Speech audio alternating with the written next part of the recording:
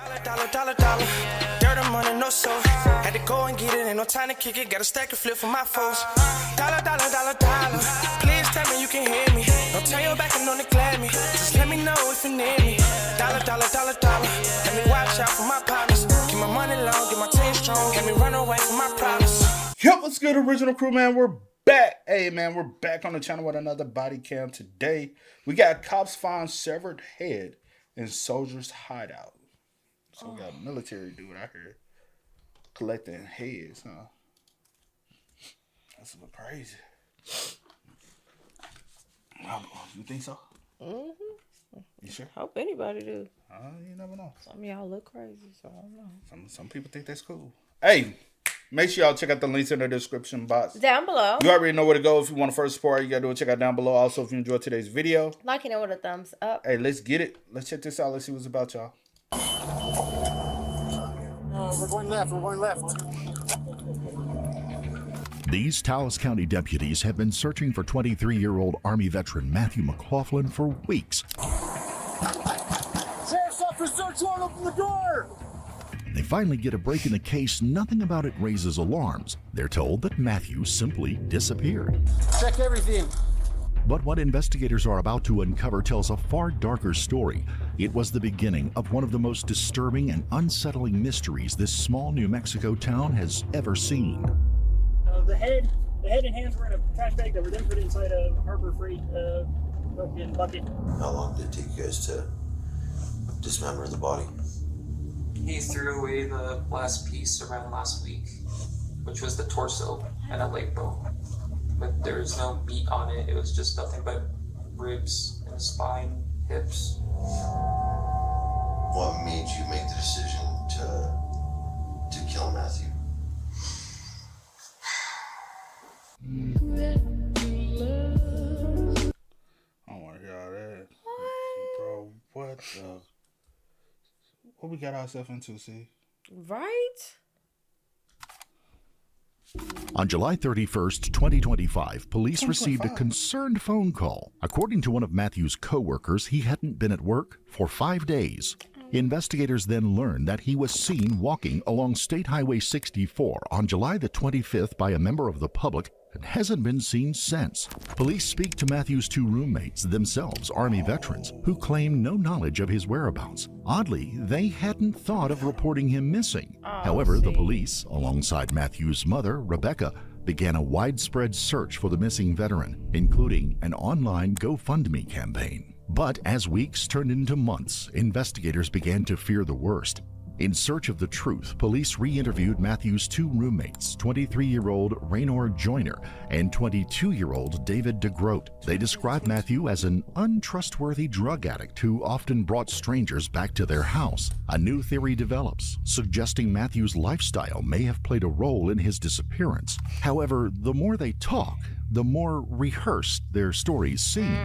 After more than 2 months of multiple interviews and a search for Matthew, investigators start to suspect he didn't just disappear, and the two men he lived with know why. On August the 17th, 2025, officers came prepared for a potential standoff and expected resistance. Both roommates are military trained, making this a high-stakes situation.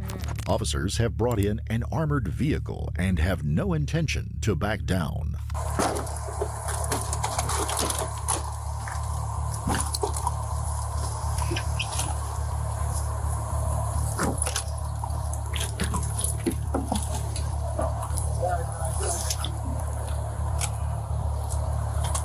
Search warrant, sheriff's office, throw your hands!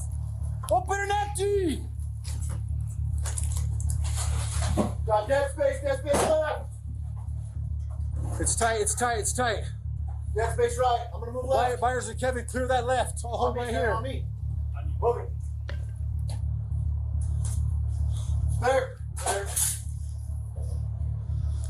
Clear. Secondaries. Check everything.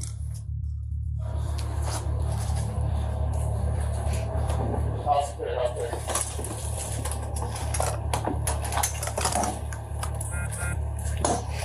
House clear, no? Clear. Clear.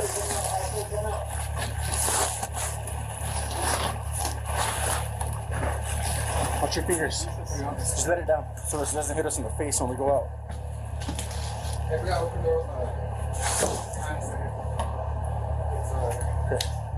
Officers find neither of the roommates is at home to shed light on the mystery of Matthew's disappearance, and they may have to clear the property. However, it is at this moment that they notice something. Have them check that. Have them check that utility van. Got a vehicle approaching.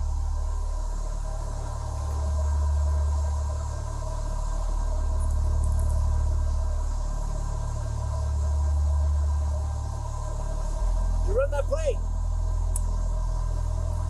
Henry William John 7586 out of Texas.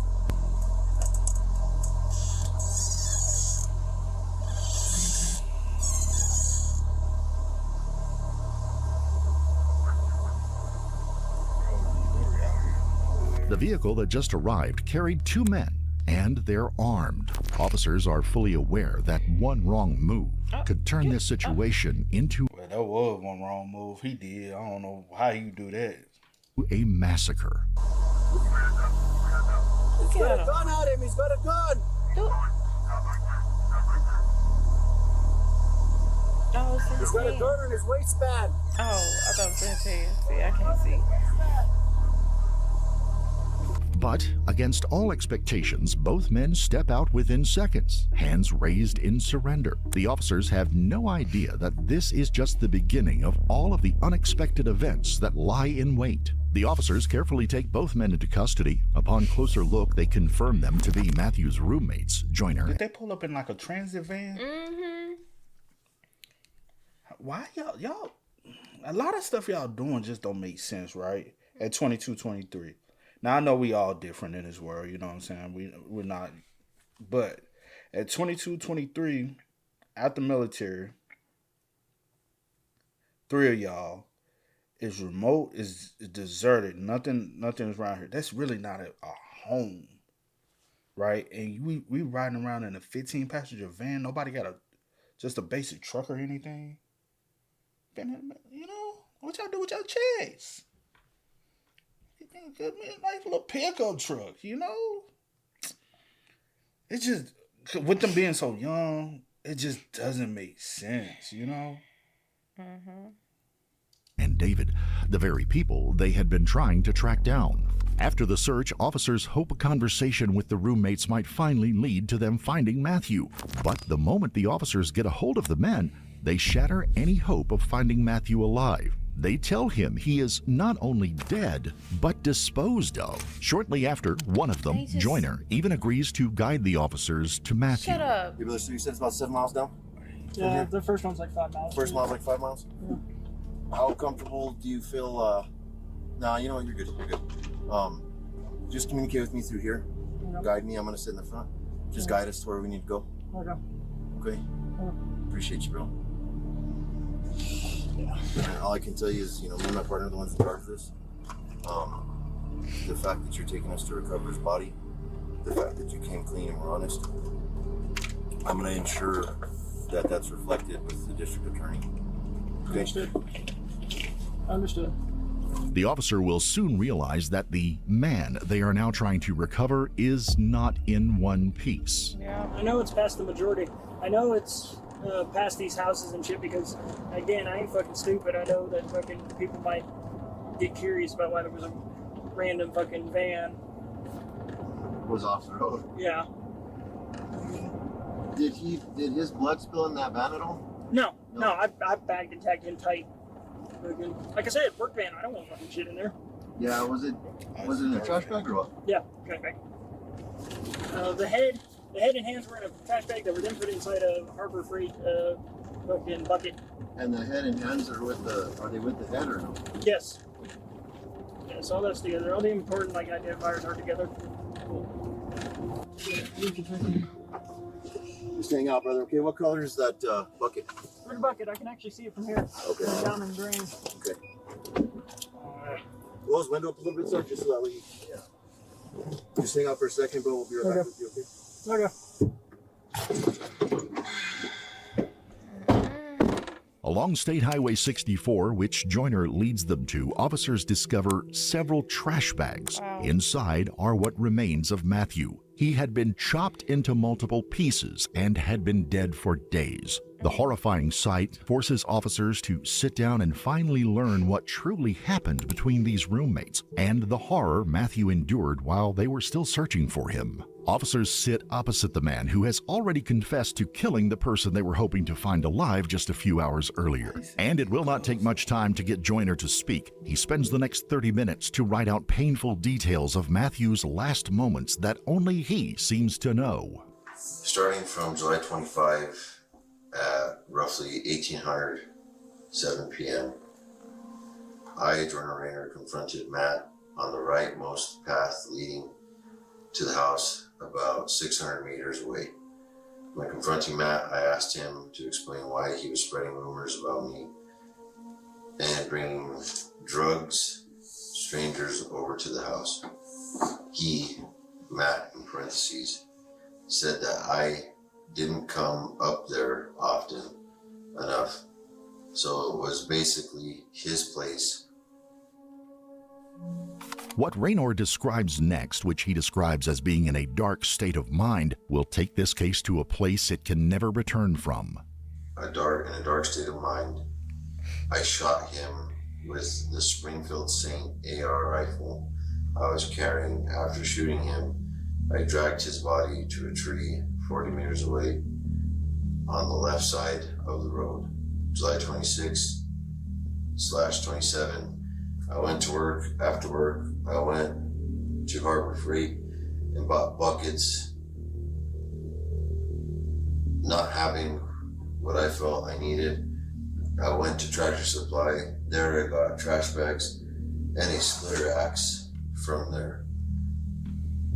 Minutes after shooting his friend, Raynor went about his day as if nothing had happened. But it wasn't because he didn't care about the consequences. Later, he comes back, but only to take active measures to hide his crime.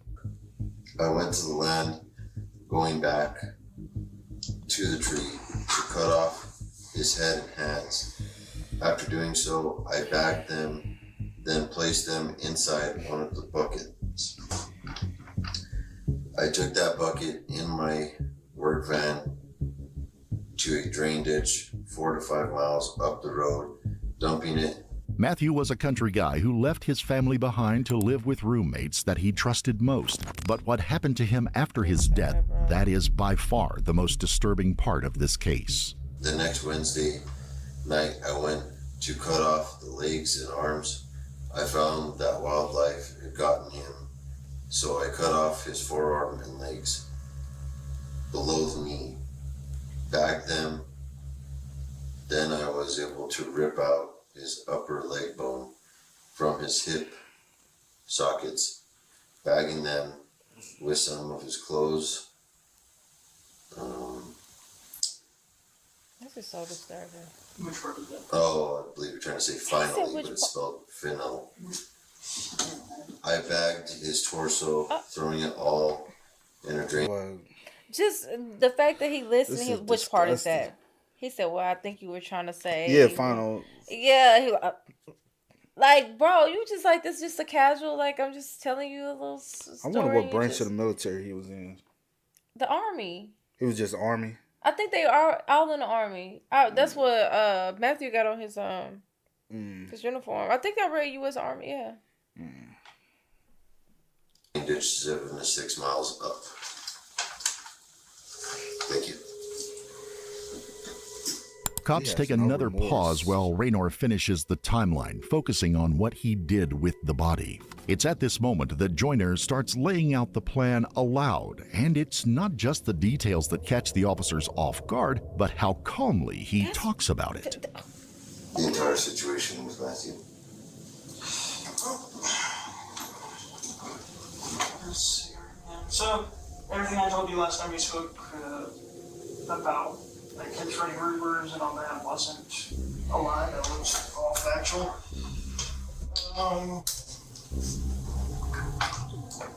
Really, the only thing that changed from what I told you last time and me confessing was basically Just the fact that when I confronted him, I didn't let him walk away. I shot him.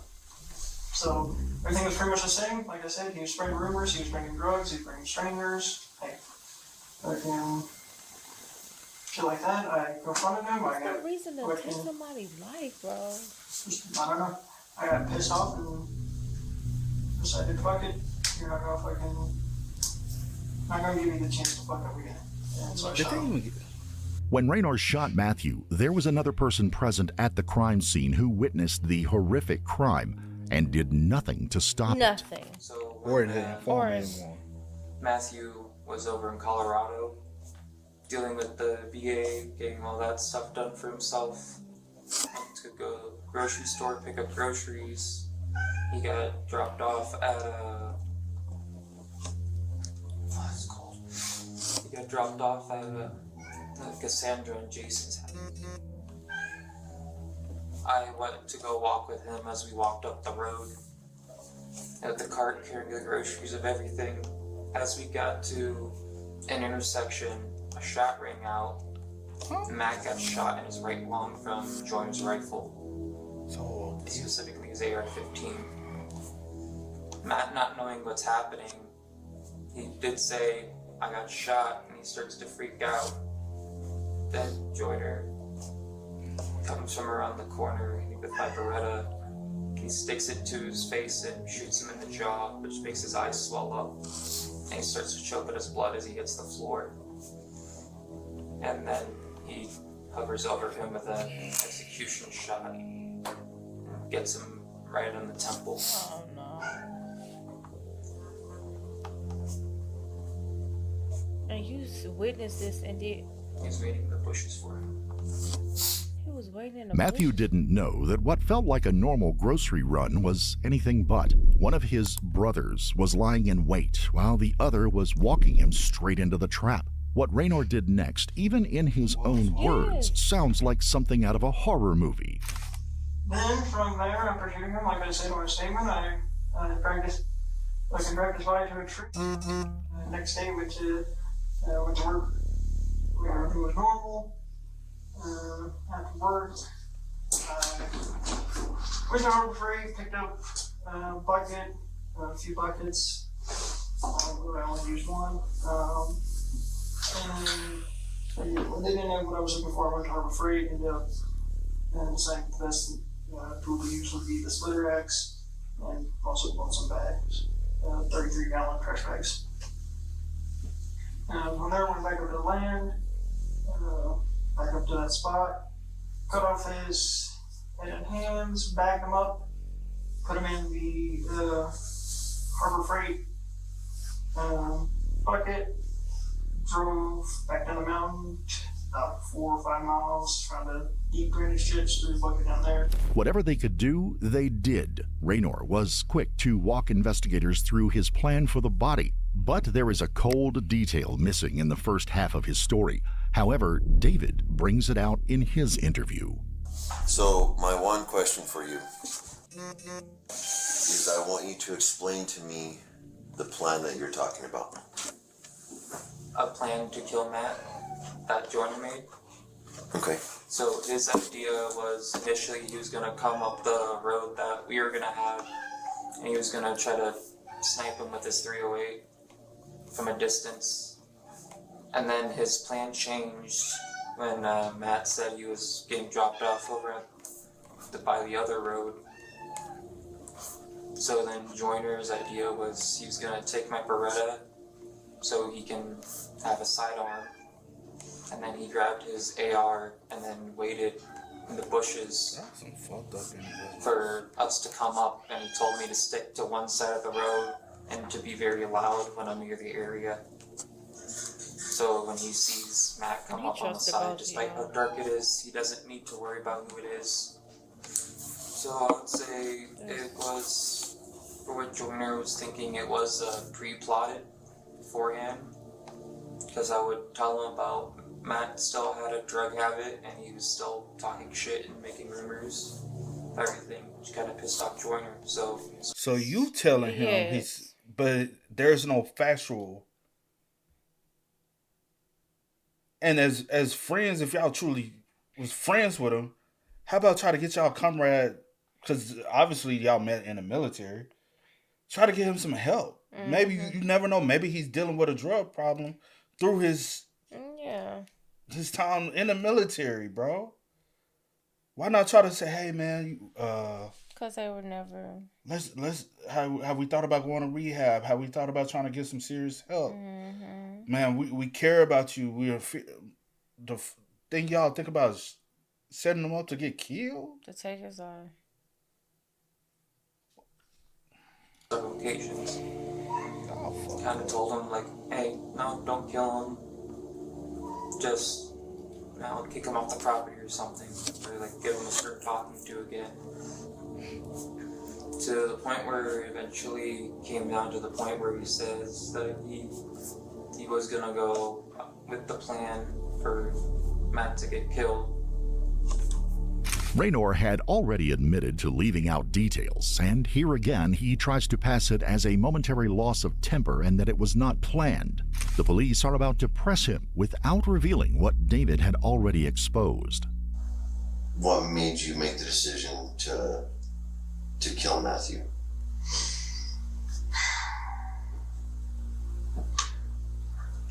Honestly, it wasn't a hard decision to reach for me. I've already given him, what I consider plenty of warnings before. Deal with it. And I take that shit very seriously.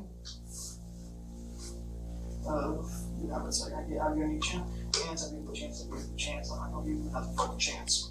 I hope you can fight.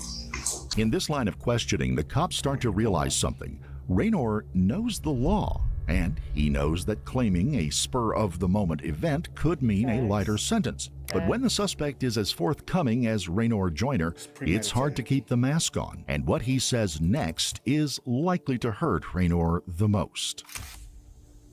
No, he kept fucking up.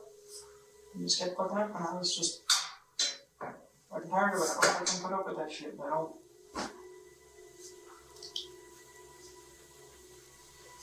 I don't regret what I did, is what I'm saying. At the end of the day, I don't fucking regret what I did. That wasn't the same dude I started with, like I said before. Then why don't you regret it? Honestly, I'm not.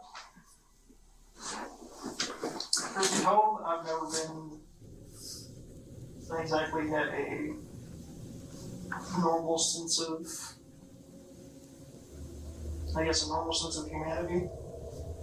I don't know how else to put that. I've always kind of been the odd one out when it comes to shit like that. I've always been the first one to just say it's like, well, you can always deal with it. There's only one way to deal with the problem permanently. Raynor admits that he doesn't regret what he did, but he still won't admit that he planned it. But David goes into detail about what pushed things over the edge and for how long. Raynor felt like it was more like getting rid of a rat or throwing out the trash. So, let's dive into the disrespect. What was so disrespectful that Raynor was angry with? So Matt would constantly be talking a lot of shit, of saying like, What is a lot of shit? That's what we want to know. Yeah, I want to know, like... And then constantly keep talking. What is specifically is he saying? oh, he doesn't know how it is out here. We've been out here for 4 months. He hasn't been out here in 7 years. He doesn't show up in here anymore. This isn't his fucking house. You don't have to listen to him. And then you'd start talking about how he's to other people, just making shit up of like, oh, he did this, and this in the army, of saying shit like he was hitting women and shit. Just referring to who? Joyner. Matthew referring to Joyner. But I at least know he didn't do that, but he kept trying to... You lying. Body language. I know that he at least didn't do that. You're lying because you turned your head away. Because you these be the same motherfuckers that be talking shit in comments on every platform. And my thing is, you said that, Weird. well, Raynor, how do you say his name? Raynor. Raynor.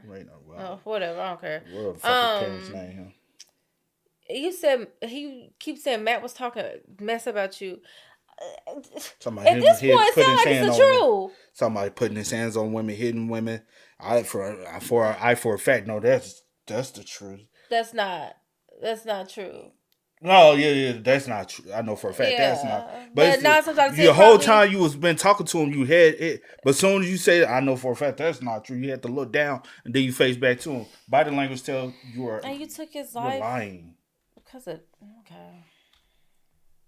Just Referring to who? Joyner. Matthew referring to Joyner. But I at least know he didn't do that, but he kept trying to push an agenda to other people beforehand, which is why he pissed off Joyner. Describe to me why. You see how? Try and explain to me why Joyner is for lack of a better term, feels so territorial over you. Because he used me as his brother, like I said beforehand, because we both known each other for a long time in the military. We had both like that. We had the same shitty leadership. Both of our dads died, so we bonded over that. He has no other siblings left. So he claims me as his younger brother. Control.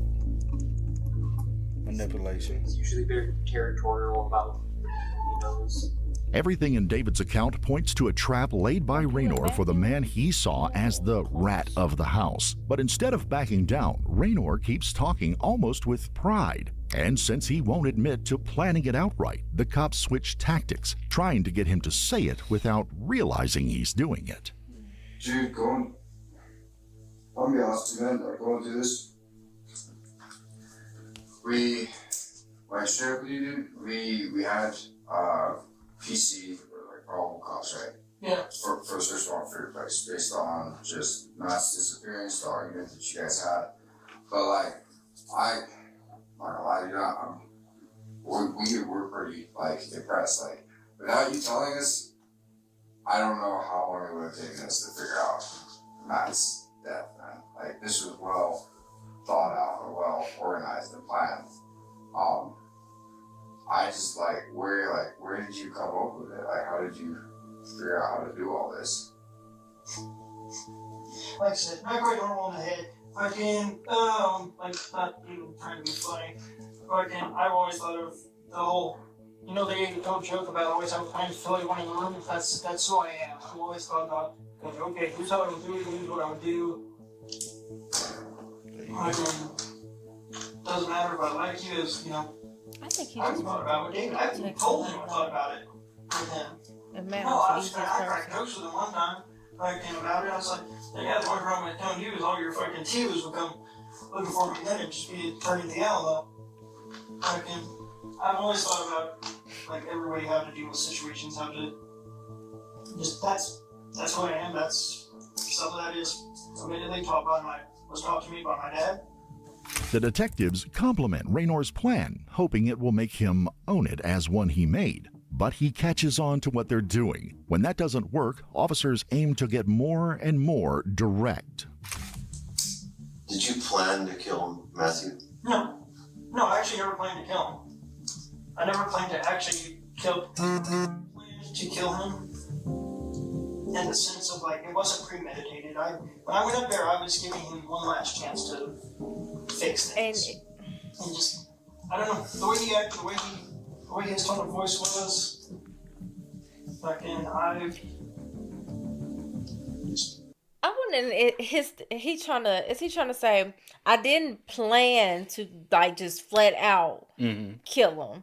I was going to give him a chance to, I guess, whatever. You never even talk to him. Right, but I was going to give him a chance to, say what I want him to say, or say that he's going to stop spreading rumors, or whatever the case may be. Yeah, and if he didn't do what I told him to do, you already had in the back of your mind that you're going to do this. But you're like, that's not my first, which it still is. But his thing is he trying to get around. No, I didn't plan to. It wasn't premeditated, like right off. Like I just was going to take his life. I was going to try to have a conversation with him. And then if it didn't go how I wanted it to go, then I would have. Is that how he's saying it, or am I adding stuff? It never went like that in the first place. Right. It never did. So what do you mean you didn't mean to? I mean, not mean. You never You didn't approached plan to.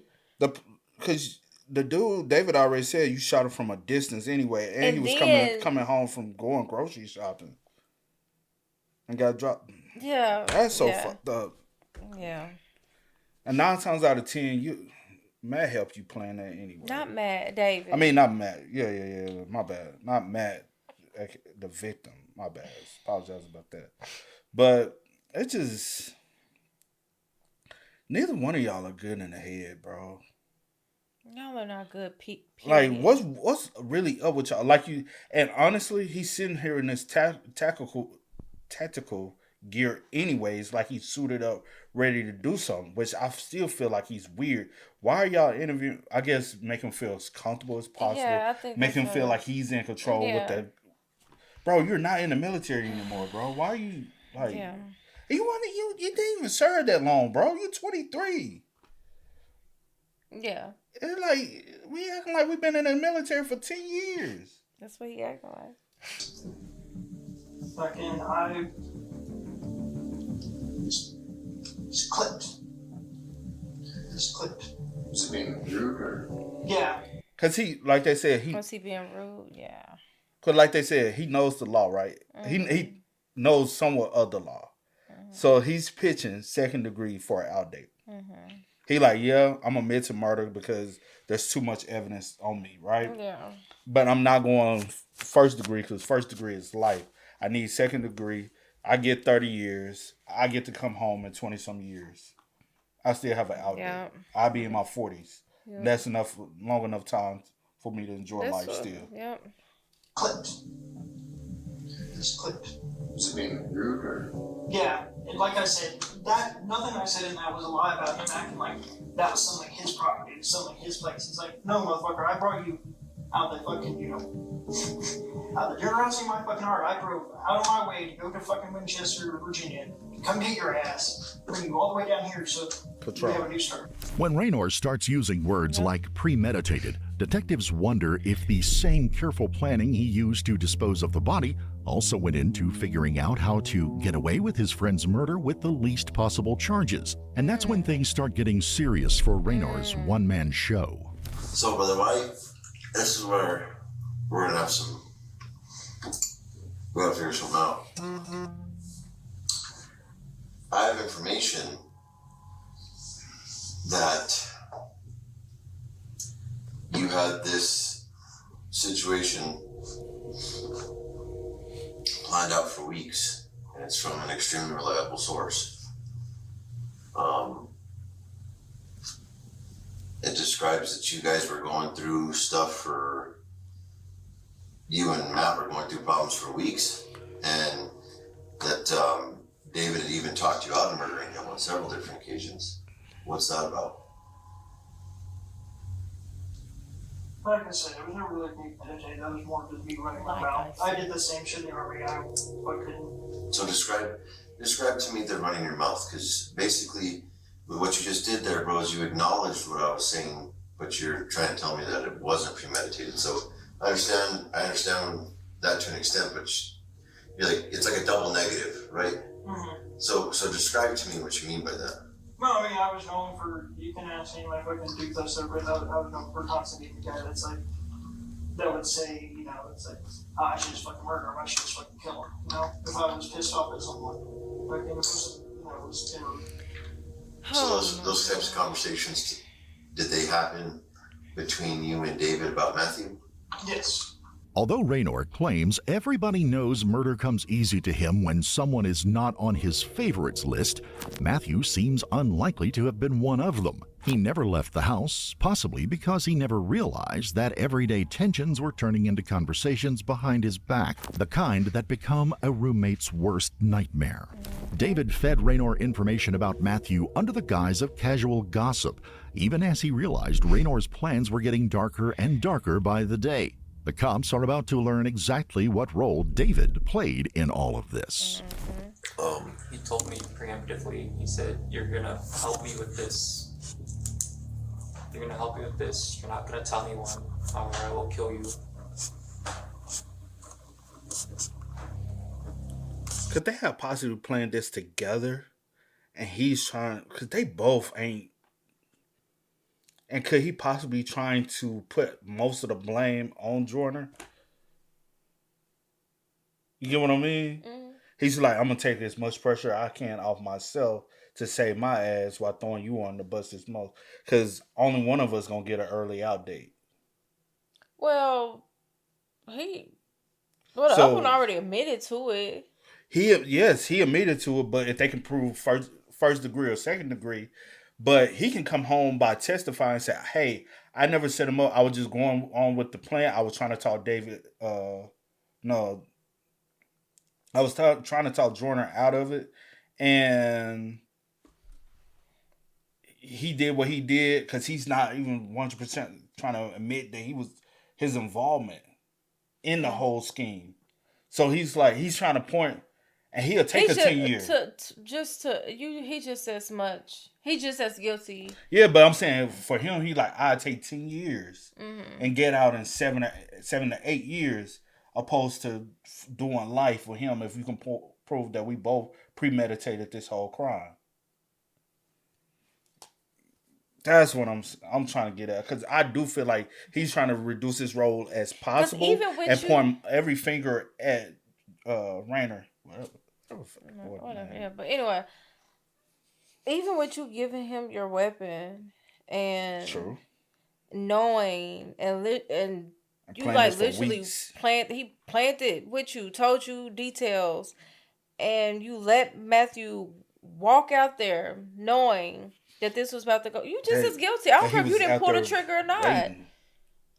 Fast. This was y'all playing together. That's how I look at it. Strategic as hell. And if you tell anybody or if you don't help me, I'm gonna take your life too. And they love trying to use that. Come on. I was a fear for my own life. That's the reason why I never said anything to anyone, because he was gonna kill you. You didn't have to go back out there. You chose to. I get that's your place, but you could have went somewhere else, and they could have, and you could have also let Matt know. Y'all both could have went to get help, and you helped him dismember the body, dispose. I'm adding too, and dispose, Because then I would be knowing too much. David walked with Matthew fully aware that he was just minutes away from death. He almost makes it seem like he was a friend to a bully, making choices he could walk away from at any time. But his role went far beyond that. Mm-hmm. Explain what made you decide to participate in the murder of your friend. It was out of fear for my own safety, because you wouldn't fear your safety. He also dropped me off at my house for Christmas before, so he knows where my family lives. Yeah, shut up. No, he would be the type of man to do it as well. Describe that. I know he's the kind of man, he's angry enough, he'll just shoot someone. But you don't think he should know?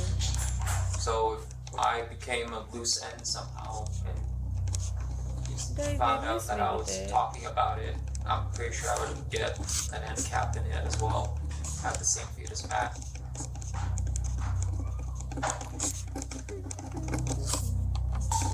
What makes you so fearful of Joyner? It's because I know he's capable of doing it. Just because he says it, it also means he can do it. Because he says beforehand that he has killed someone around the property before with his dad. What role did you play in the body? He had me just hold a bag open so he could dump all the... You see how he keeps trying to reduce? He just had me hold the bag open. I didn't touch the body. I just hold the bag. B-boy, He told me to walk with him. I didn't shoot the gun. Shoot the gun. He knows. He told me weeks before. I tried to talk him out of it because I didn't help plan. I didn't help plan him. I didn't want that to happen. I tried to talk him down. He knows where my family stay. Oh my gosh. He's trying to reduce his roles. Shut up. And my thing is, I know he's capable. I'm in fear for my life. I know he's capable of taking someone's life, but because he did it with him and his dad. But you don't think that he hit on women. Yeah, he's not capable of that, but he's definitely capable of taking someone. Because he told me him and his dad killed somebody, but he don't hit women. But he is a murderer. But he is make it make sense. Parts in, so he could make sure my DNA was on it as well. Okay, so I'm sorry. Say that again. He wanted me to hold the bags, so he could dump the body parts in, so he could make sure my DNA was on the bags as well. And how do you know that? Because it's what he told me. He said, you're going to join me, or you're going to get the same thing as he did. But you're going to help me with this body if you like it or not. David, you know you could have went to the cops, David's right? role in Matthew's death was all about fueling and guarding secrets that he shouldn't have. But when he breaks down, it becomes clear that he doesn't fully believe Matthew deserved to die. In Joyner's interview, he keeps highlighting his flawless plan for disposing of Matthew's body. But what David recounts next exposes the emotional and gruesome reality of the event, something no one could ever get used to hearing.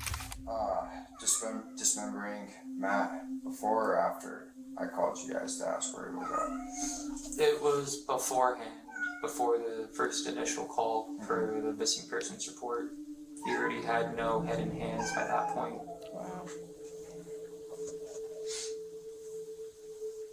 And then he had me hold the bag open, so Joyner had me hold the bag open to put Matt's head and hands in the bag, and then put the bag in the bucket, and then he said he tossed it on the side of the ditch.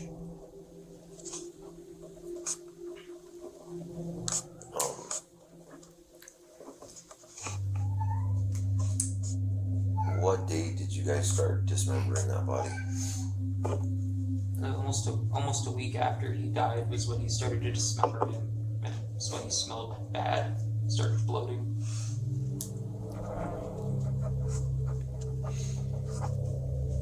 Okay, how long did it take you guys to dismember the body? He threw away the last piece around last week. Which was the torso and a leg bone. But there was no meat on it, it was just nothing but ribs and spine, hips. You and Joyner both have warrants out for your arrest for desertion. The JAG told us that wasn't going to happen. They're confirmed. You have warrants for desertion. Shortly after these interviews, Joyner was arrested and charged with first-degree murder, aggravated assault with a deadly weapon, aggravated battery, assault with intent to commit a violent felony, conspiracy to commit murder, and tampering with evidence. DeGroat faces charges of first-degree murder, conspiracy to commit murder, and tampering with evidence. Later that day, a crucifix believed to be McLaughlin's was discovered inside a washing machine drum, which authorities believe Joyner and David had used as a fire pit to burn Matthew's belongings. In the military, no man left behind is a sacred oath that Matthew McLaughlin lived by until his retirement. But the men he shared his roof with deserted their uniform. After their return, Matthew was the only one who maintained a stable job. It seems the disturbing secrets in that house weren't just about drugs or strangers. They were about the resentment of two men watching him succeed and deciding to end it for good. In New Mexico, the premeditated nature of his crimes carries a mandatory life sentence, ensuring that Joyner and David face at least 30 years behind bars before they are even considered for parole. We would like to offer our sincere condolences to the victim's family. Thanks. Rest in peace to Matthew. They deserve life. The life. No possibility of No, parole. none. But it is state by state. It So is. that's crazy, bro. Very much so. And so he the only one who actually had an active job. He's going to get groceries. What the Talking about some because of rumors, and he probably was telling you like told other girls don't talk. Hey, he's a woman. He's a Yeah, womanizer. it's the truth. 9 times out of 10. And then you talking about because he had a drug problem and he was bringing random people to the house. Told him don't bring, bro. It ain't no house. You just lay down where you fall. It's one of those situations. What you mad? It ain't what you mad at, bro. Weird.